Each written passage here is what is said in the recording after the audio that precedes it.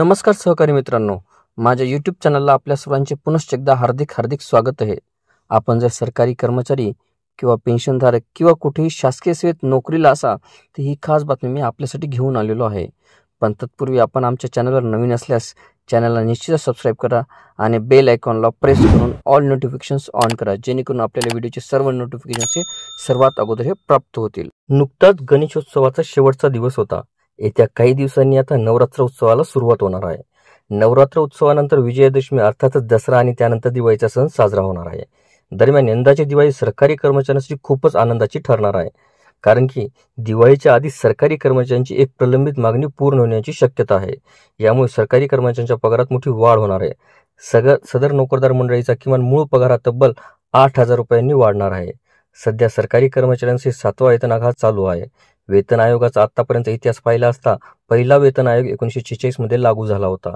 यानंतर प्रत्येक 10 वर्षांनी नवीन वेतन आयोग हा लागू होत असतो। 2014 साली 7व्या वेतन आयोगाच्या समितीची स्थापना करण्यात आली आणि 2016 मध्ये हा 7वा वेतन आयोग लागू करण्यात आला होता। 1 जानेवारी 2016 पासून 7वा वेतन आयोग लागू आहे। यानुसार 1 जानेवारी 2026 ला नवीन 8वा वेतन आयोग लागू होणे अपेक्षित आहे। आतापर्यंत प्रत्येक 10 वर्षांनी नवीन वेतन आयोग हा लागू झाला असल्याने नवीन 8वा वेतन आयोग हा 1 जानेवारी 2026 पासून लागू होणे अपेक्षित असल्याचे मत जाणकारांकडून सांगितले जात आहे। दरम्यान नवीन वेतन आयोग लागू करण्याबाबत सरकार दरबारी पाठपुरावा देखील सुरू आहे। केंद्रीय अर्थसंकल्पामध्ये 8वा वेतन आयोगाबाबत घोषणा होणार अशी आशा प्रत्येकाला होती, मात्र तसं काही घडलं नाही। परंतु आता काही मीडिया रिपोर्ट्समध्ये 8वा वेतन आयोगाबाबतची फाईल तयार होत असल्याचा दावा करण्यात आला आहे।